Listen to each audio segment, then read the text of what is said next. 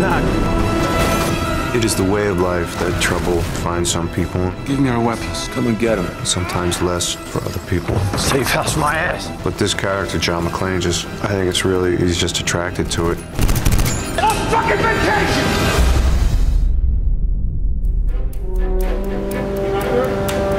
Still the old John McClane. Of course, now there's, I think the storyline in this one, there's a bit of weight to it, with his son being in a situation that seems a little dangerous and stuff like that. So it's an interesting new dynamic to kind of, experience. Try not to make an even bigger mess of things.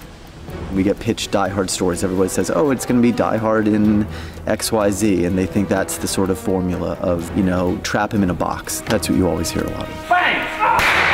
Bruce jokes like Die Hard in a delicatessen, or, Welcome to Moscow. The first film was a very claustrophobic, kind of contained story in a building that I was kind of trapped in. I promise I will never even think about going up in a tall building again. Since then, the Die Hard series has kind of gone outside that closely claustrophobic, tight space, to go out into the snow sometimes, to go to New York, and in this case, to Moscow. Protests in the center of Moscow followed a day of demonstrations in Russia. The funny thing is, the first time I read the script, the most exciting thing to me was, wow, John McClane's finally out of the United States. Like, how would John McClane apply his skills out of the country? And the idea that it all took place in Moscow was really exciting. We wanted an environment that sort of was big visually, that had a lot of stuff that we hadn't seen before, that was dangerous, or at least had the sort of hint of danger or of a very sort of trapped environment. If the police and everybody turned against you, that it would be very difficult for John McClane to get out of. And Moscow fit the bill for all of those things. And also it's a place that John McClane cannot call and ask for help so readily. Get out of the car! He's stuck in this environment, and the only person he can really turn to for help is his estranged son. And that puts a real pressure on the two of them to find their common ground, to sort of depend on each other for years of having not spoken, and that was also a great opportunity. That's that. John McClane, baby.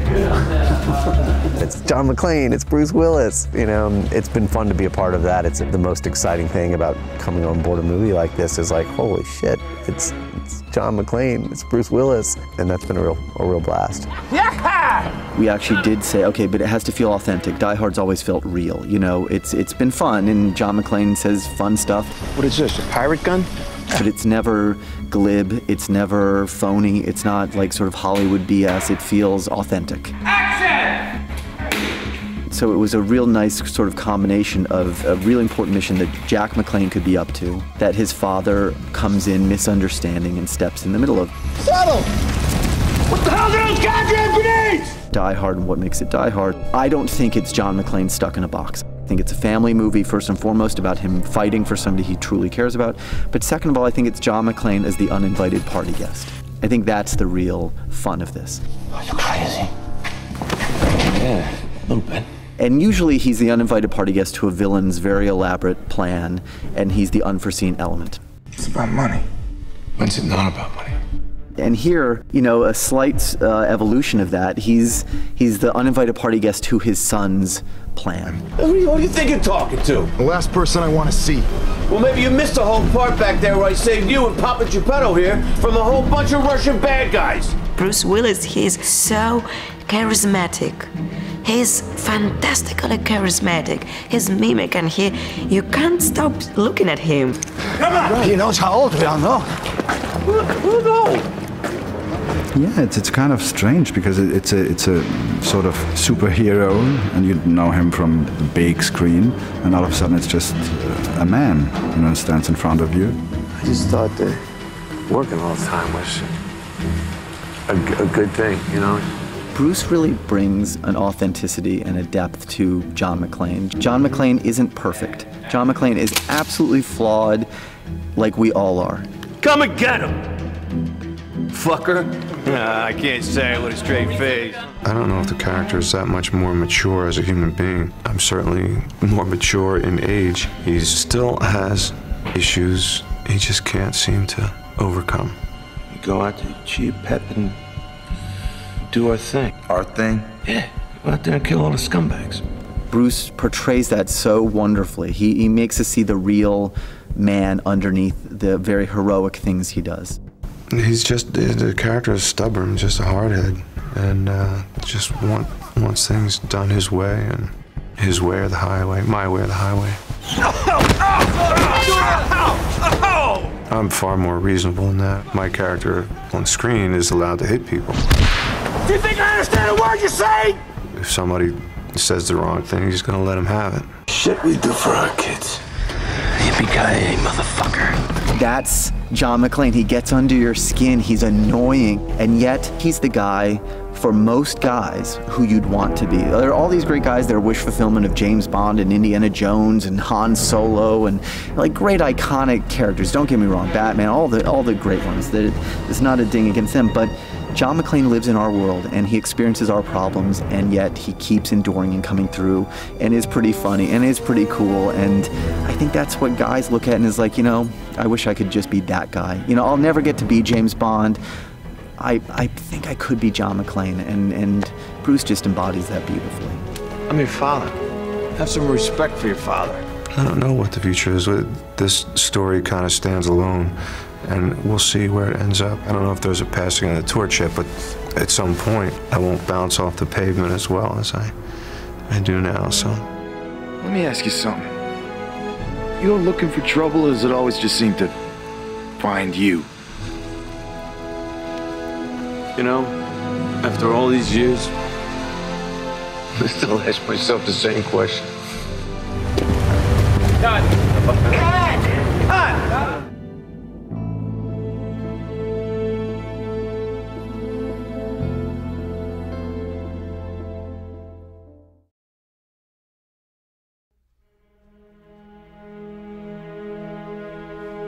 And what does Die Hard 5 mean to you right now?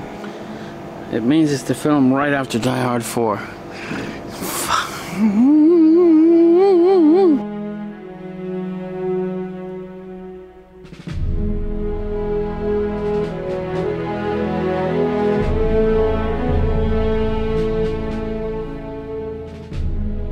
What I love about working in film is not knowing what's going to happen next.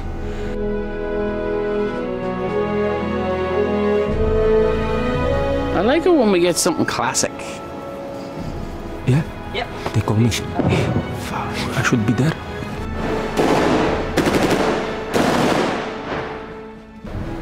What does it mean to me? What does it mean to you? I don't know. What kind of a question is that? Good question. Well, there are a few answers to that. This is gold you're getting here, dude.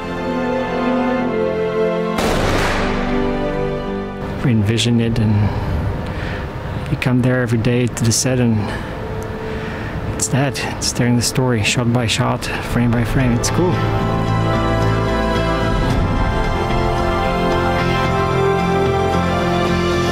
I don't like movies.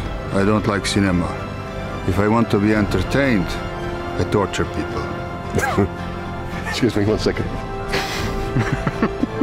And my beard's coming off too. Working with Bruce Willis, what else can you want for, will for, or ask for?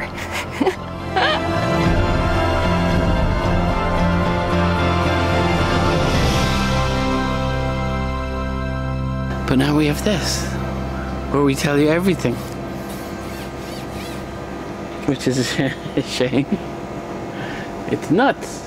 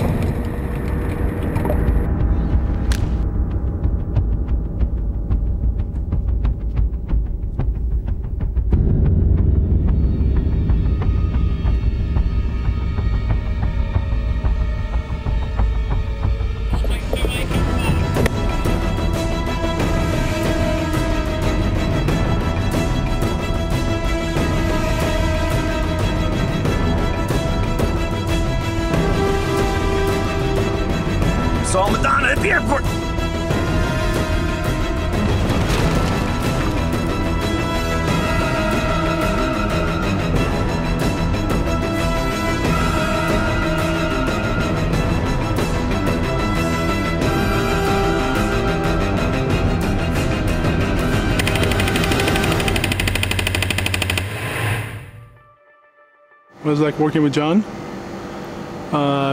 Keeping you in the tiptoes. You never know what's going to happen. Whatever you expect could be exactly the opposite. Steve Davidson, his work is in every frame, and there are very few visual effects when it comes to stunt performances. Yeah, I mean, we've got some, some pretty heavy action sequences. We're using real stunts, we're using real stunt people jumping out of buildings. And Tuesday we got to wreck a car. Wednesday we got to turn a big 18-wheeler over, and then Friday we got to fly down some tubes, and then we got to jump out a building on Thursday, and then on Friday we have to do a rig where we have to fly somebody. And we don't do a lot of rehearsing, and it is an action picture, so you can't really rehearse the action because it's organic. So you have to be on your toes, so you're always thinking about where they might go, what might happen next. What's happening here right now? Well, we have JJ and Lance go through this tube. John gets hung up, and Jack hits him, takes him down through the tubes. John, who comes through first, has a little bit of a stall, and then Jack gets to hit him and force him down through the tubes. A little bit of a mild injury for this one.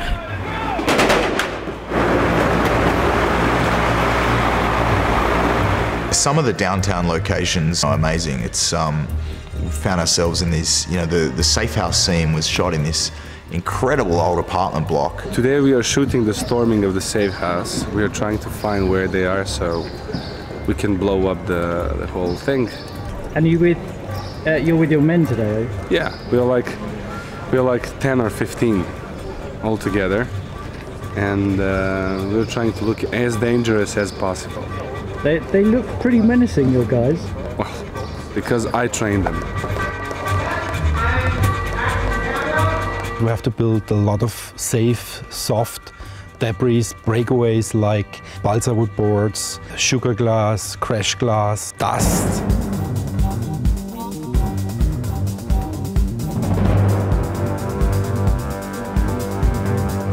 How many stuntmen will you have on a feature film like this? One day I think we have over 60. Come on.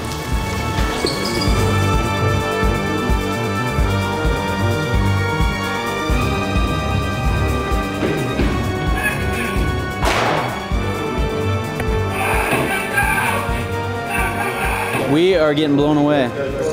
No, we're coming in and we find them, and Bruce opens up on us. We don't make it too far. I've got a couple squibs in, so I'll have 1, 2, 3 blood hits right here. And you hit the full hog. Yeah, exactly.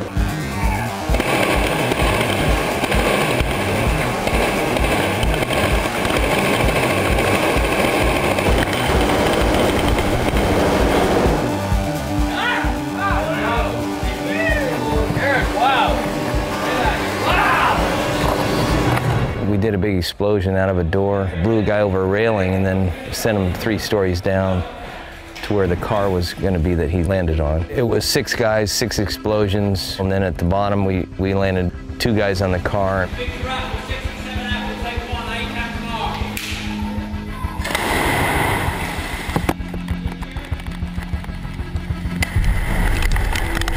Part of the satisfaction of doing stunts is when you do plan it and it does happen, the first concern you have in the first few seconds is the guy all right?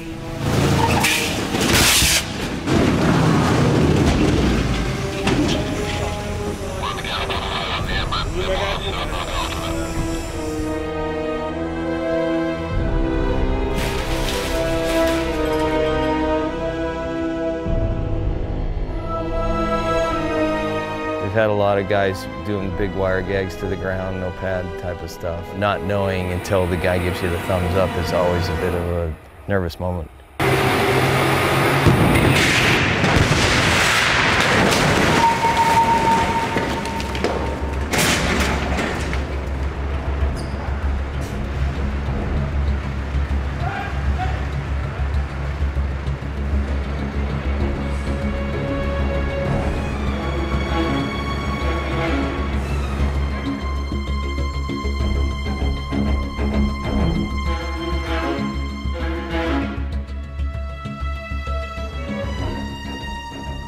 What do I think about filmmaking? You work really hard and then you get some days off.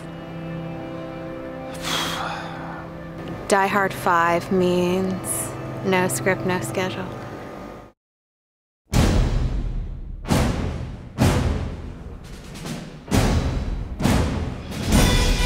We're a lot of moviegoers that are big hardware guys. This movie has got the goods. Any given day, whether we're on the set, you'll see one of John's helicopters somewhere over Budapest shooting. Well, John is an aerial freak. He knows about any aircraft, any helicopter, anything related that has any set of wings, he'll know about it. We've been lucky enough as second unit to play with a lot of the military hardware. The Mi-24, we had to shoot all the material for that. We went to a live firing range because it's got a couple of 30mm cannons on the side, which looks absolutely awesome. We've got a camera crane at the end, 50-foot techno. So we're going to get a sort of wide and a tight of it firing those rounds at different speeds.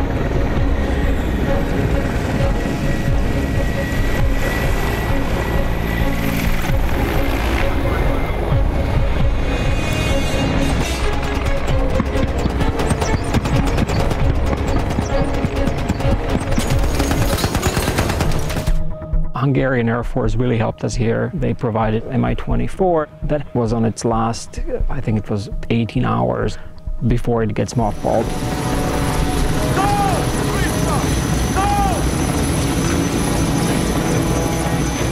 Today, I'm going to sit in the chopper with Alec, Rasha, and Irina. Nice view. Oh, I didn't know that the door of helicopter will be open, so when I get on the set, I realized that we're gonna have this depth beneath us. I have a phobia of height. Even standing on a balcony is a problem.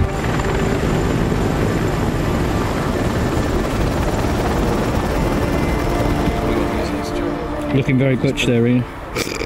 Thank you. The Mi-24 was a tricky scene because the only way I could get the dialogue properly was for me to go in the Mi-24 where the actors were. And I transmit from here into the camera helicopter to John, who has a headset, and then through another headset I can talk to the actors and relay messages from John to them. And we've made a system here that mounts to an A-Star. And right now we have a film camera with a 10:1 lens, 500mm, so very long. Operator sits in, he does everything by himself. He'll do the zoom. This is your iris control. You could do pan and tilt, either here or here. This system can not only just stabilize the image, you could also use GPS, so you could put in coordinates, it could lock on targets. The helicopter can bank as hard as you want and the image will be completely level. It's a very complicated system. It uses a fiber optic gyroscope.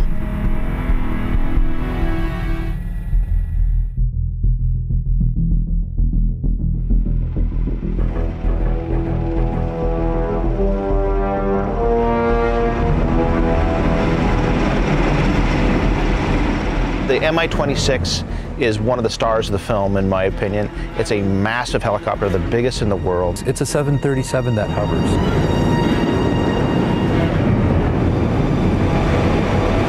When John first read it, he was laughing that, oh great, now people will accuse me that I put it in. But I like it. When somebody stand next to it, you say, wow. I mean, it's just like, what the heck is that? That helicopter, if it was featured in major motion pictures, it certainly is not on my radar. It's the largest production helicopter in the world. On this helicopter, everything is in an incredible size. It has 2 Antonov engines of 22,000 horsepower. It can fly at 250 knots. Maximum loadability to 20 tons. The blades are 14 meters, each of them, and weighs over 400 kilograms. Takeoff weight 56 tons. The downwash, which was a big concern for us, is 97, 95, 96 miles an hour sustained. And it'll uproot trees, it'll send objects smaller than 3 inches flying like rock. We experienced that downwash, and it's Category 1. It's Category 1 hurricane.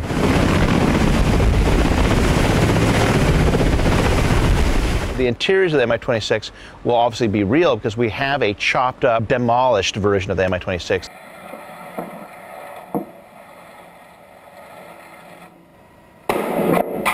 This fuselage comes from Belarus. We went up there, we purchased the fuselage, we cut it up. We just unbolted the whole cockpit. We put it on 3 different trucks and we brought it down.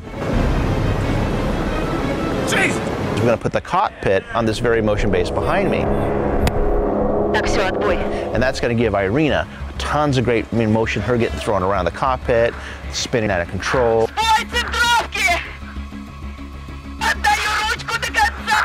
Gonna do one more. How was that? In a helicopter? Yeah. It's great. I'm too small for it. Ultimately, in the Indy, when she crashes, we'll have a great dynamic shot.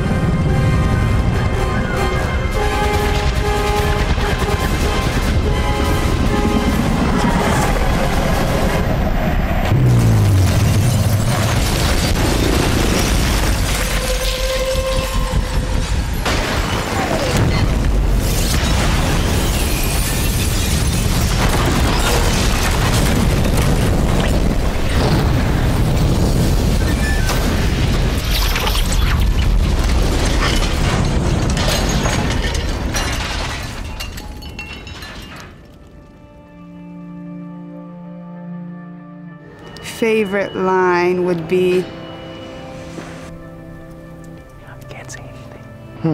Do I have to be honest about that? What happens on location stays on location. Yeah, that's for sure.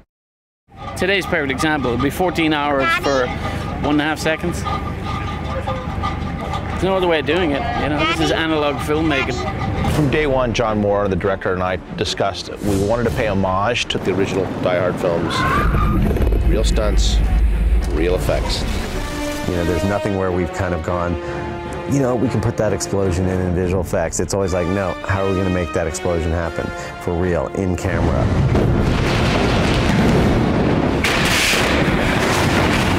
Great, well done, check that. From moment one, John said, I want the aesthetic to evolve visually. We're making a 21st century Die Hard now. We have to have the camera in the middle of this action. We have to experience Die Hard as John McClane is experiencing Die Hard.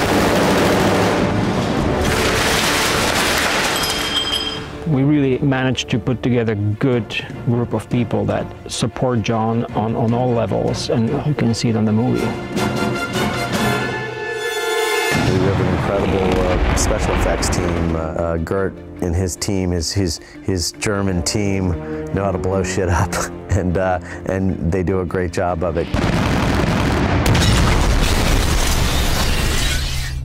This show was a big challenge for us. We flipped a few cars, we flipped trucks. There was a few explosions, exploding helicopter, exploding tanker truck. We had quite a few challenges from the beginning.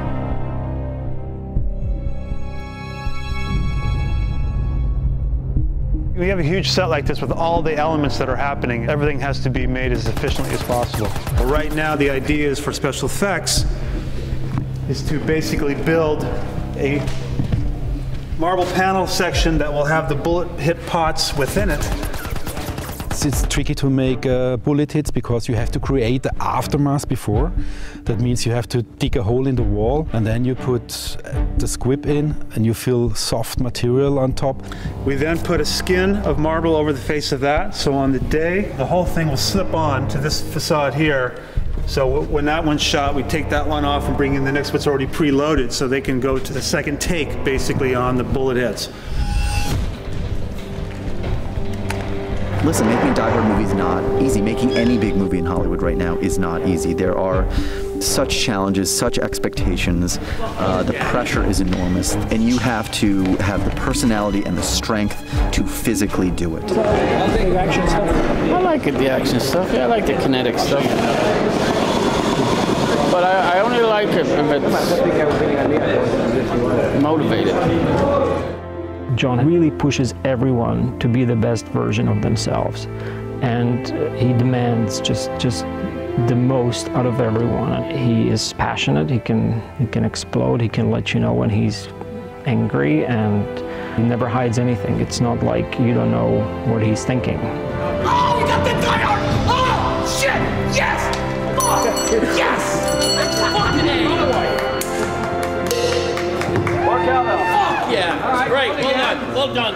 gun. Oh, got it. 78 Queen, take 1 A, B, and C cameras.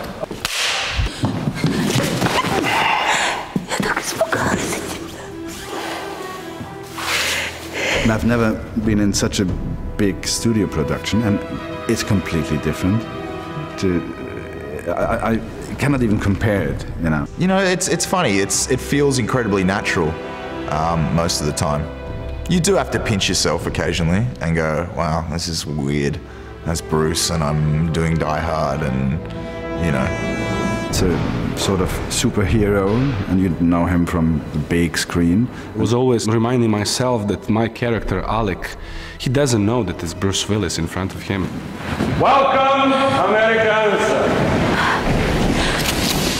Give me your weapons. Come and get him. This is a carrot scene for me. My character doesn't care about all these weapons and machine guns and bombs and stuff around. He's protecting his skin. He wants to be as beautiful as possible.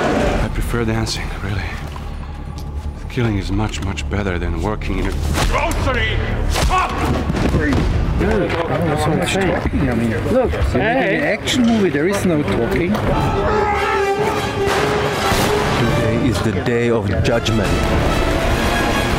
When camera is on, maybe it sounds crazy, but it doesn't matter for you if it's dangerous or no. You're ready for everything. You're absolutely devoted into the character and into the scene, into the action. There's gonna be a big mess. Big mess. They destroyed all. It's so exciting that it's like sex, to tell the truth. Exactly, it's better than sex. This has several hits within it. On the backside, where they're sitting, is shelving. It's got breakaway glass on it. These are all breakaway glass pieces on top here. We're placing our 4 windows in the ceiling that they fire at.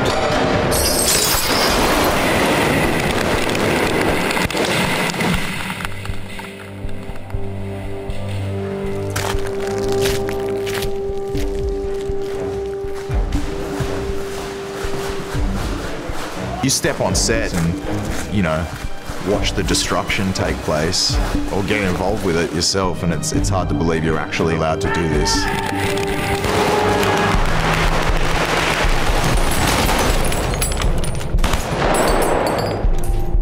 Man, I mean, where else can you legally crash cars and beat guys up and fire automatic weapons on a daily basis? I mean, it's ridiculous. We've got all together here 800 huge bullet hits, means from a big helicopter cannon. It's a 30mm cannon, so that's really big impacts.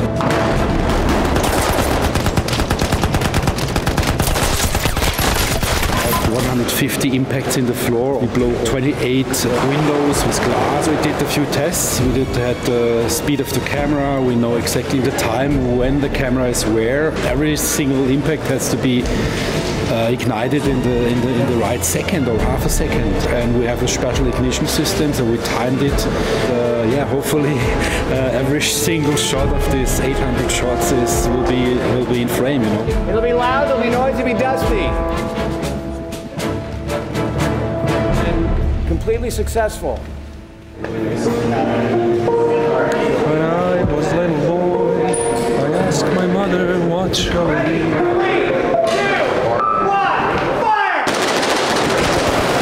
Shall I be pretty? Shall I be rich? And hear what she said to me. Said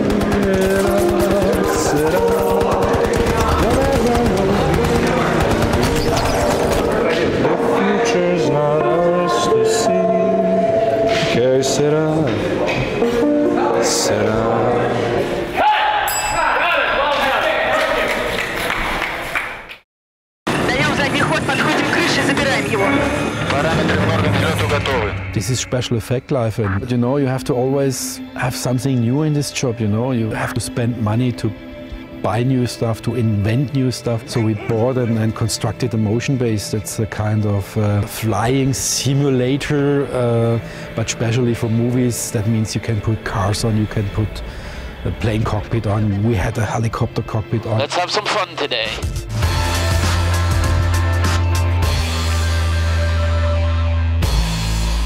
We put a mic in the car so I can hear everything that Bruce is saying to us. And John's got a feed as well, he can hear John, are you giving an interview right now?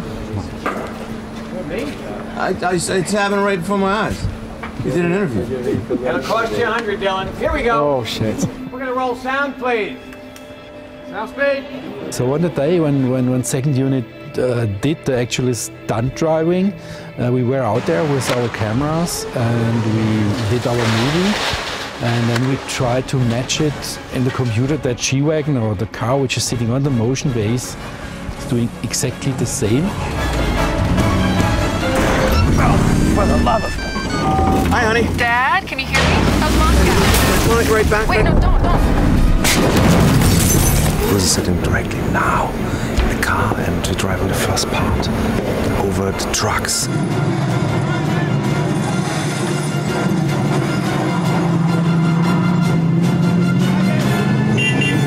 Bruce Willis did exactly the same movements like the stunt car, but in a safe area or against screen, you know. That's really what this is about.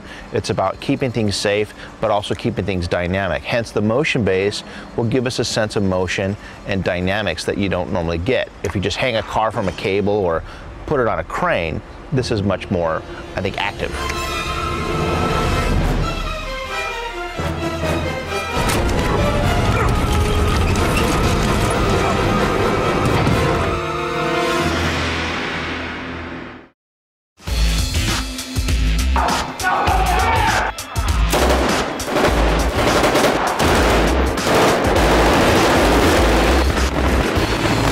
Weapons were all chosen by John Moore, our director, and he gave me a nice little booklet at the beginning of the show and had several hundred pictures of different weapons that he wanted to use in the picture.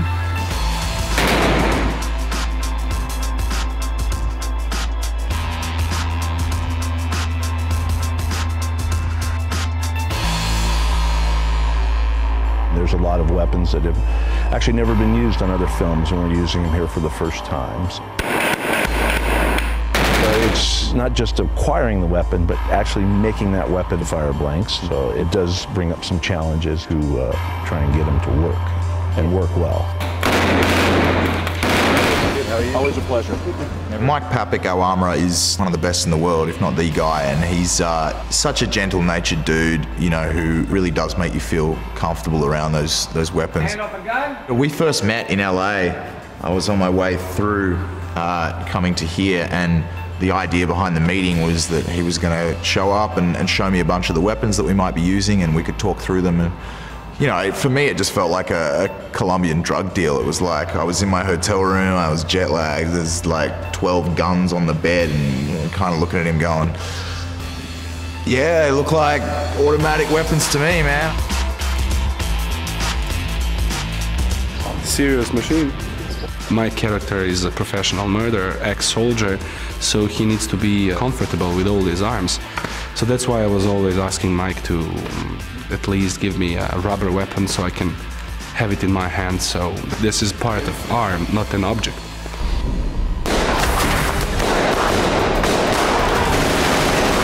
This is the weapons vault, which is away from Royal Studios.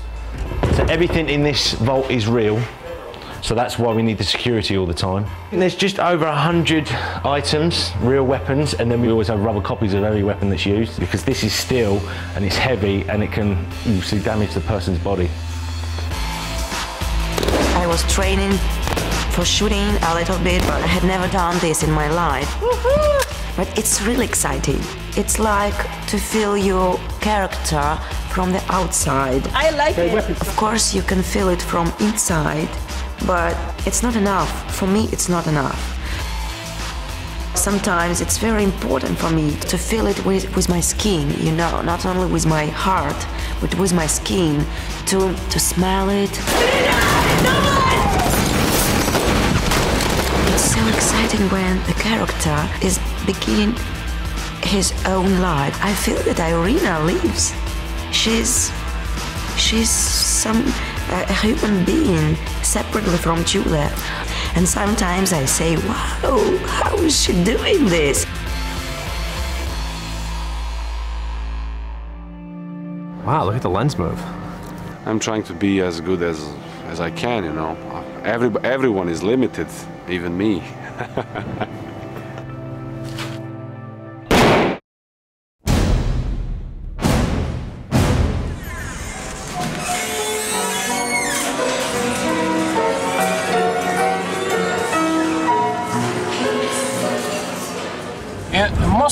Moscow. Имеет вот такой круг. Вот. So there's more millionaires here in Moscow now. Big business center of Russia. Russia. Yeah.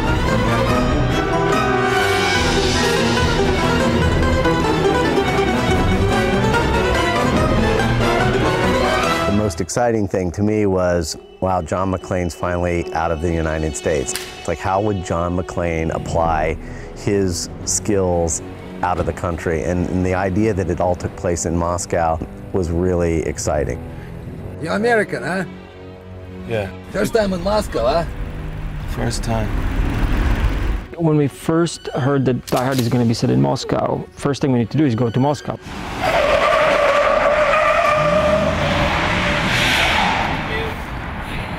They have giant freeways, 10, 12 lanes running through the middle of the city, all over the city. It's just huge. Suddenly we were sitting there just staring at it thinking, you cannot find a place like this. Moscow is so special. Then the sort of reality of shooting in Moscow became challenging financially.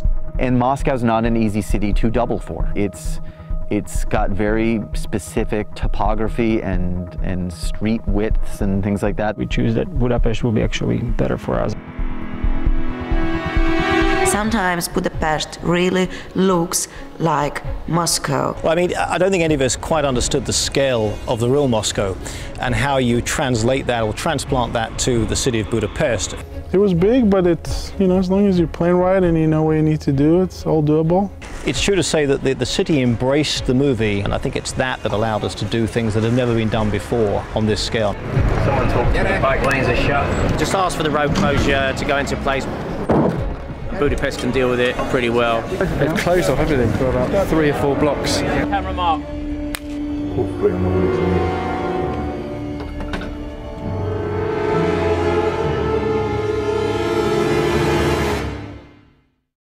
The only sentence that John said, he wants to have Moscow feel like it's corrupted. It's a little grittier, it's a little darker. When you were here in Budapest and a lot of the building looks beautiful, but then if you kind of veer off of it, where not every light bulb is the right light bulb, not every corner of a building is lit appropriately, and you start mixing blues and greens and oranges and yellows, you create a palette. So for me, that was kind of how to veer into kind of corruption, how, you know, you take a beautiful city, but you're not necessarily light it the right way. It's definitely a departure from the original look of Die Hard. Working concept first.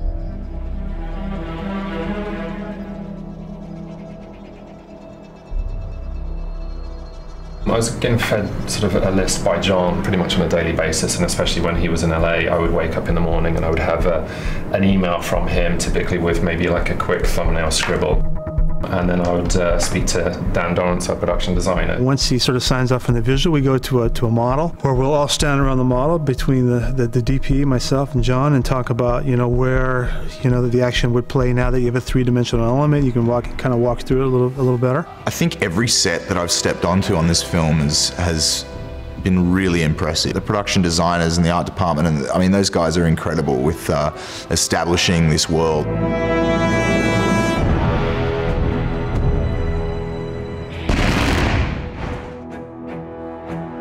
We're at Exterior Courthouse, doing the exterior of the interior that we did ages ago. It's a terrible mess. We just burnt out some cars. Post-bomb explosion from the start of the movie.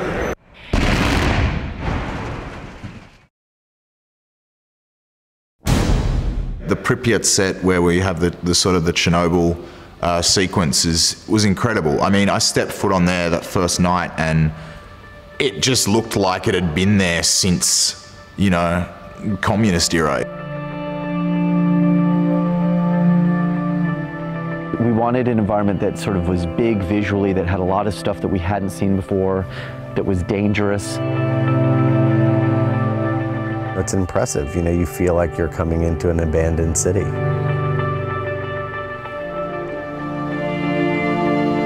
Originally, when the script came together, there was a pre-dawn, which, you know, when I read that, I was like, okay, this is 40 pages of pre-dawn. How do we do pre-dawn for 15, 20, 30 days, whatever many locations we have to do? And especially that location had to be parts there, part in the backlight on the stage, small parts in studios.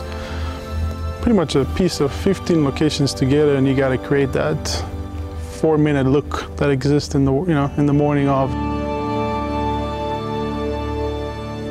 In PPI, we use two 40 by 40 foot by 40 foot by 12 feet deep soft boxes. We fill them with 16 Dinos, each 24 light maxi brutes. What we've done here essentially is build the whole facade as you see from afar, and we'll have some coverage in the front here of our team coming and going from the interior. Once you enter the front doors that you see before me here, you will enter our stage set, which would be the bank lobby. How complicated is it for you for when you build a location set, when you're on location, then you have to build an interior? It complicates it only in the fact of, you know, we have a little help here. It's a night shot, so it's not like we're seeing daytime outside the windows, but that's always tricky trying to tie the two together. And, you know, you only have so much depth on the studio. I think we have 50 feet from our face of this glass to where the wall is. So we're going to help ourselves a little bit with some vehicles in the foreground here that we can actually bring the stage and place that between us and the backing.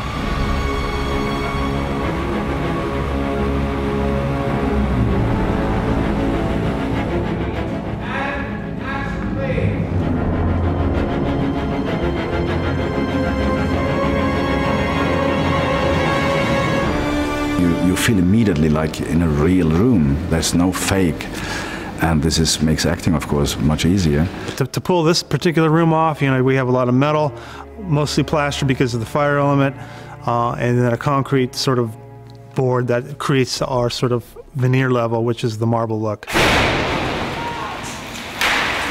Quite important scene, this, Flash, isn't it? Well, it is. We're coming up to the end of the movie, really. Yeah, we're coming up to the end of the movie, and we're gonna see. We have to rehearse it first. I can't tell you nothing, you know. I signed the paper of confidentiality, so I can't speak with you. I'm so sorry. Otherwise. You can send your men on to me now. Yeah.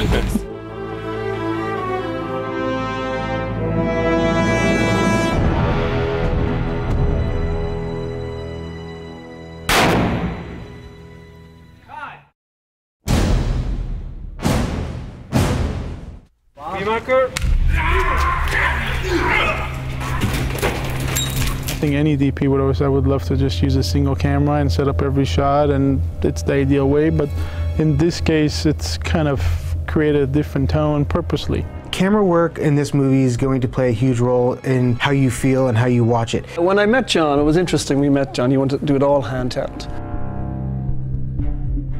And I thought, well, yeah, I was trying to think, well, maybe we could do it on the dolly, John, or make it look like handheld. He goes, yeah, we can do that. But as it transpired, we did it all handheld. Nothing's really sort of stable or in one shot. It makes for a more realistic experience, much like the original Die Hard. If you really watch it, you know, the camera's always moving. There's what you're wearing here. Easy rig. It takes all the weight off my shoulders. So what happens, you hang the camera from that? Yeah, camera goes on here, suspended by this. It takes all the weight away. Gravity assisted.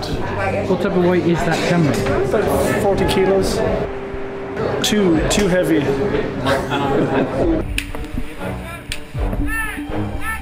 Focus pulling is a key part of the camera crew.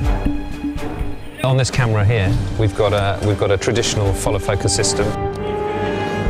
Not easy. Here's the focus scale on the side of the lens here. This is connected to this white disc, which we can then mark positions of actors.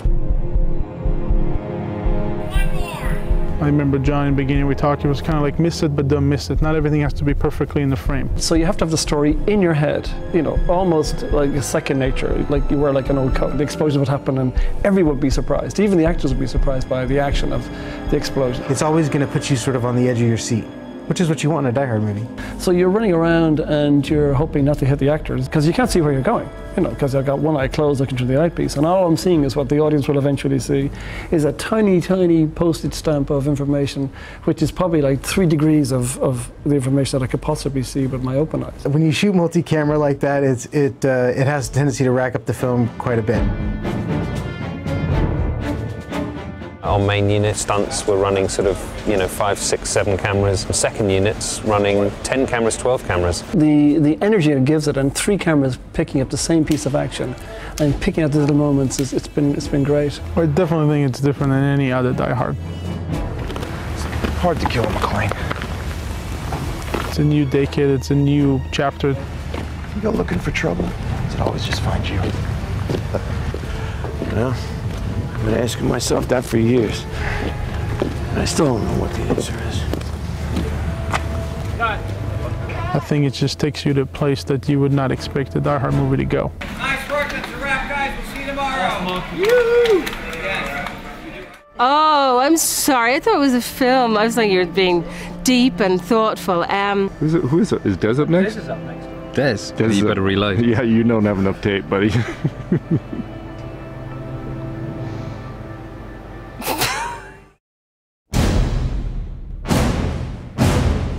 Hollywood in action. We're doing a close-up of a phone. And we've got 2 12Ks, 2 12-foot bounces, a G-Wagon, and we're in a parking lot. It's John Moore, not John Less.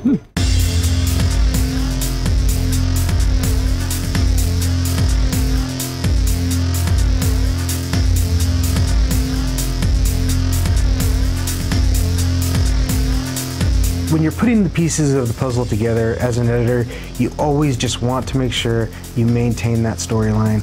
And if it's working for you, you just keep on rolling with it.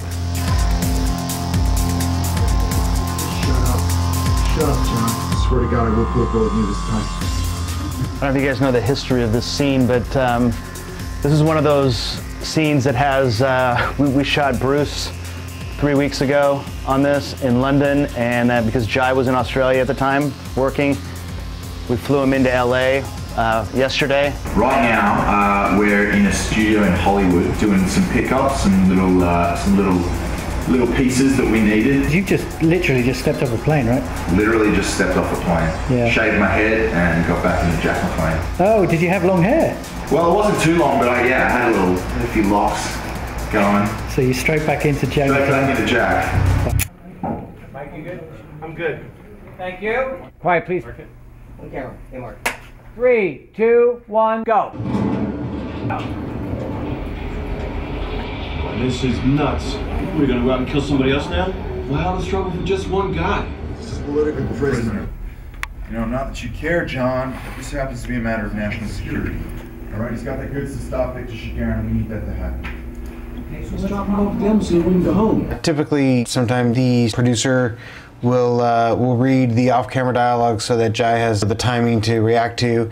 In this case, it was our unit producer, Jeffrey, who was basically literally sitting on a little stool right behind Jai, out of shot, reading the lines for him as if it was, coming out of what would be Bruce's double's mouth. Cut it. One more. More serious. Jai, that's working. We're in it. The saying is try to make it look easy, even though it's really hard. The easier you can make it look, the more people believe it, and I feel like we did it in this case. Set. Thank you. And 3, 2, 1, go. This is nuts. We're gonna go out and kill somebody else now? Why all this trouble for just one guy? He's a political prisoner. Look, not that you care, John, but it's a matter of national security, all right? He's got the goods to stop Victor Shigarin, and we need that to happen. Well, great, Jack. Let's drop him off at the embassy and we can go home. You kidding me? After what happened at the safe house? Look, it doesn't work like that, all right? It's a huge diplomatic mess, and I'm a burnable asset, so I now need that file to unfuck this mission. Any more questions? Yeah, just one. How come you never called and told me where you were? Like you give a shit.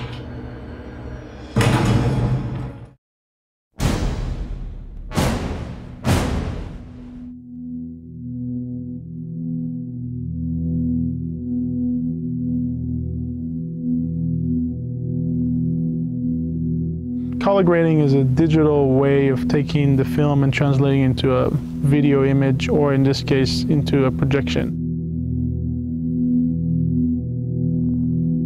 It's really the beginning of the way the movie looks. You go to a room where you can take the negative, in this case we scan it, they put it into the machine, and then you have endless freedom of coloring. This is a process of rediscovery, really, because the director's been used to seeing what we did the first day of photography and the telecine color. So this is the first time we really see what's in the negative and the full gamut and the full range of color. And sometimes there's more to work with than we expected. And so it's really a matter of going back to the negative, see what we caught, starting with the original intent, creative intent, and seeing where we can take it from there and what makes them really happy. And hopefully making them happier than they ever were with the picture before. In telecine, we do primary color correction, which just affects red, greens, blues, contrast, and gamma, highlights and lowlights. But here, Skip can isolate individual colors, can maximize certain colors by using secondary windows.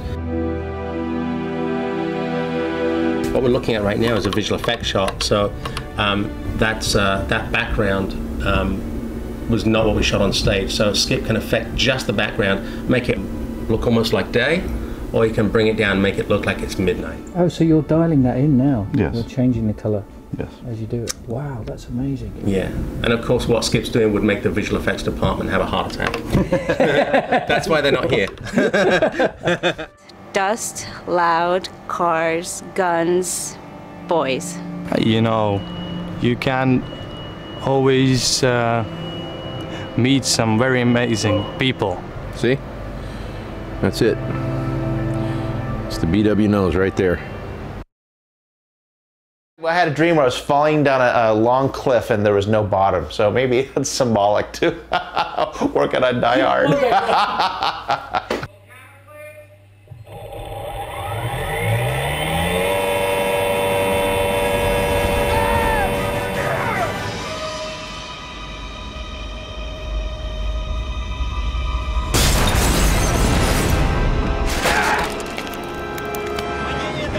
Once we wrapped in early September and we came back to Los Angeles, we ultimately had about 12 weeks to do all the visual effects. You know, there's facilities around the world working on this. Prague, London, China, Vancouver, in Los Angeles. All the companies are just banging away on making this stuff absolutely flawless. The challenge in a movie like this is that we have to make whatever our digital assets are, they have to be able to intercut seamlessly.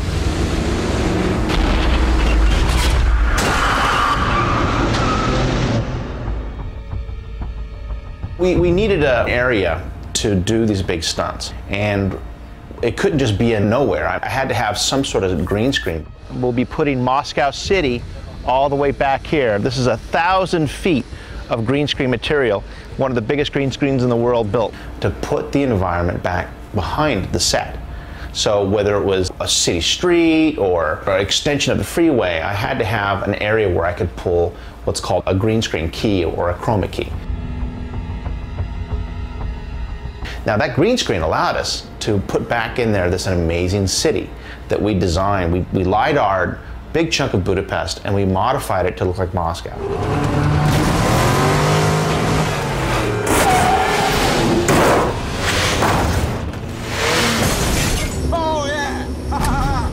Well, the end of the film takes place at Pripyat, which is basically Chernobyl in Russia. And we had to recreate at our Kishkin location the exterior set. When you look at the behind-the-scenes footage of Kishkin, you'll see, you know, that there's some really great buildings that are real. They're in camera on the left and right sides of the bank, and then you have this beautiful bank set piece that was built. But of course, it's not built to be 6 stories tall. It's built to be 2 stories tall. And on top of that section, you have this green band. The green band represents the edge, and from that point on is where we're adding our digital extension. This is an example of where we would take the set that was created in Kishkin and add on our digital bank on top of what was already built. This was taken from a helicopter flying over the scene as this huge explosion went off. And you can see a lot of the kind of the cool behind the scenes stuff. You'll see people in the shot. You'll find the cranes used to hold up the helicopter as they dropped it. you'll find set pieces, and over here you'll see cameras and camera crew kind of hiding behind the trucks. We take the green band as sort of the edge of our CG, but we actually end up creatively figuring out the best places to blend our bank to the practical bank, whether it's around a window frame or along the edge of a tile. First job was we'll take this and we'll start removing all the stuff that shouldn't be there. You know, remove the camera crews, remove the cranes, and then we'll start building on top of this and adding in our CG bank. The location was perfect. It's what lives beyond the bank, and that's where Chernobyl is. So here is the shot. It's still in progress, but it's getting close to being completed. This is with a lot of the people gone, the cranes gone. We're adding in our bank on top. We're adding fire into the bank. And in this shot, we're adding a whole world outside of the bank. You pull back on the real location, it's farmland. It's nothing but, you know, horses and goats. In our world, we know what we had to make was abandoned buildings that went forever and ever, and a river and the power plant. So you'll see all that stuff, and it gives it great scope. So this is the Chernobyl reactor. We have a desolated city back there, some old cranes, some dead trees, and we'll build this out in layers spanning miles behind the bank.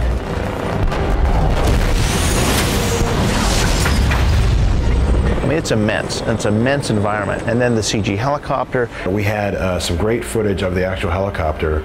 We had a still, but we also had moving footage. And I always like when we're doing something that is CG but has to match a real thing. We have to break it down as what makes this real and what makes this look like a real helicopter instead of just like a CG one. And it really takes a lot of time and a lot of work. It's really the really fine little minute details you wouldn't even think about that add up to create a realistic looking helicopter. We had to treat the helicopter with the respect a movie star gets. So everything, we scanned it, we photographed every inch of it, measured it, every rivet, every nut and bolt. What went into this particular shot, probably thousands of hours, and it takes a huge team of people to make these shots, put them together, and get them on the big screen.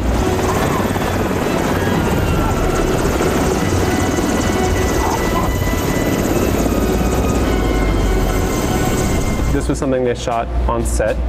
It is on a motion base. It's just the cockpit of the helicopter, the very front of the helicopter. We really liked the performance of the actors. We liked the move of the camera, but we felt like the camera was a little too close and a little too wide angle. So we went ahead and projected it onto a 3D representation of the front of the helicopter. And then what we got was something more like this. So this is a little bit of a longer lens camera, so everything's a little bit more compressed, not as wide angle. And then we would go through and start adding in the helicopter, the render of the helicopter. The raw render looks something like this. So we replaced everything within these windows, added glass back on top, and then started putting in our bank environment behind it. With the destruction, and then we put some fire in the windows, we put some debris, some smoke, and then when we're done, we're left with something like this. Wow, that's really incredible. And you've placed in the glass and everything else. Yep. And you put in lens flares? Yep, lens flares from the lights down here, lighting up dirt on the lens. We added heat distortion coming from the exhaust of the helicopters. There's reflections of the environment rolling across the windows. And that shot there will probably last less than a second. Oh, now you're rubbing it in. Yes, probably. If we actually cut it to what it would be in the film, it would be closer to this. So I don't know, 25 frames. Wow. 23 frames or so something. Just about a second then. Yeah. Well, every frame counts, you know. Yes, of course. Especially in this business. Yes. Absolutely.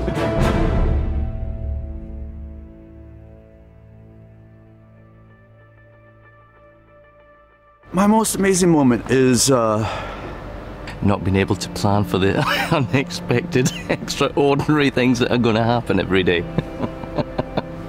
I have an extremely unpredictable life, which is fine with me. It's working 12-hour days, 6 days a week, you know, in the rain, in all weathers, in the desert, in the dust. Of course it is. It's marvelous.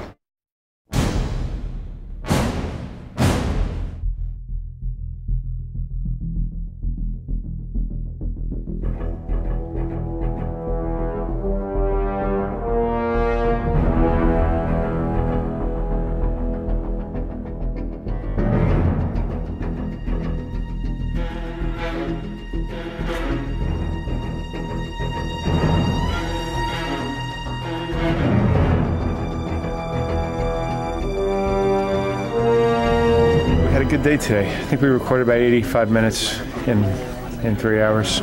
Wow, that's really going. No, I think, I'm not sure. What did we record today? 16 minutes.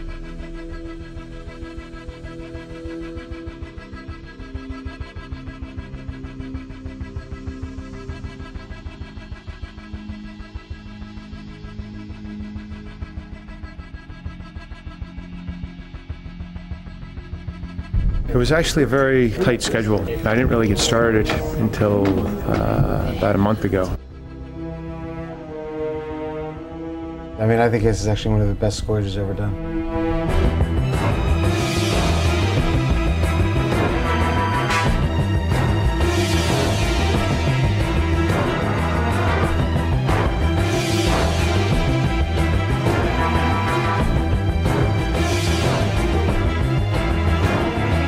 It's a lot of music. It's 96 minutes. The direction that he was given by John and just his own vision himself, I feel like, you know, he really nailed it the first time out. And sometimes the best ideas are the first ones you have. We've had a lot of fun writing and a lot of fun recording it. And I'm afraid to say it. Guys, Die Hard is wrapped for this year at least, right? For this year. Yeah!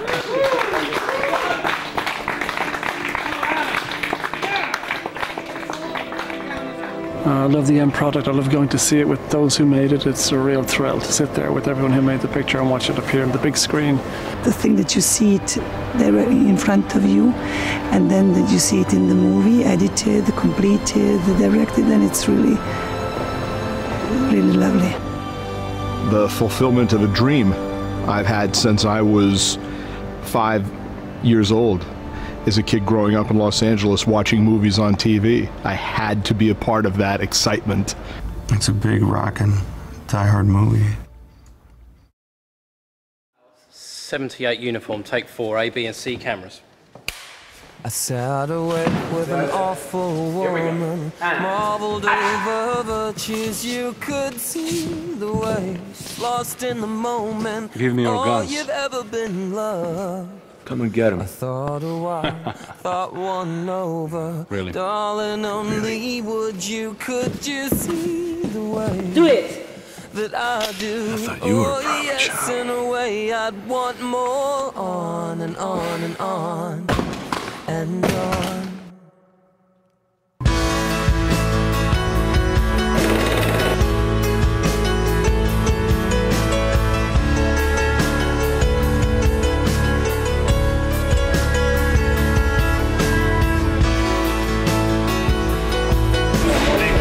Earplugs.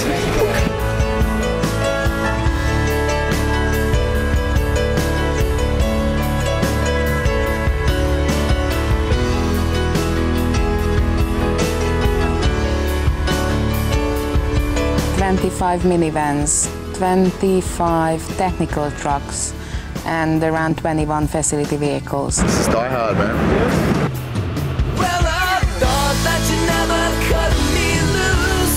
Now, open up the sky and fall in the rain. She's doing all the things that I wish you'd do now, but you won't, no you won't, till that hole in your heart wears off. Though I built a bridge and I walked for miles to spell it out on your front lawn and sing you this song, but you won't. That's the part at the heart of the war. Yes, you won't, and you don't. You're such a great director. Thank you. You're such a great. What do you do again? Does anyone know who you actually are and what you do? No. Because It must be heavy to hold this camera. Oh, yeah. oh, that looks so good. That's the good stuff. You've been here 4 months. I've been here a year. The hours can be very, very long, and the work itself can take you far, far from home. Yeah. Now, how many fucking times I gotta tell you? Leave my kid alone. Hey, what's going on? Hey, how you doing?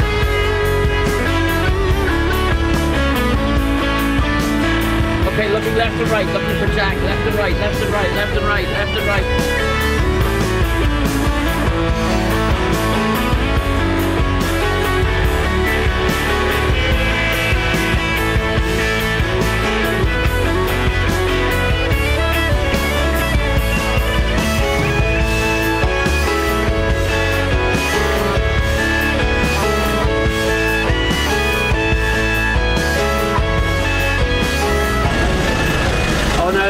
just like I pull up and set every time, and then just get out and be like, action, right?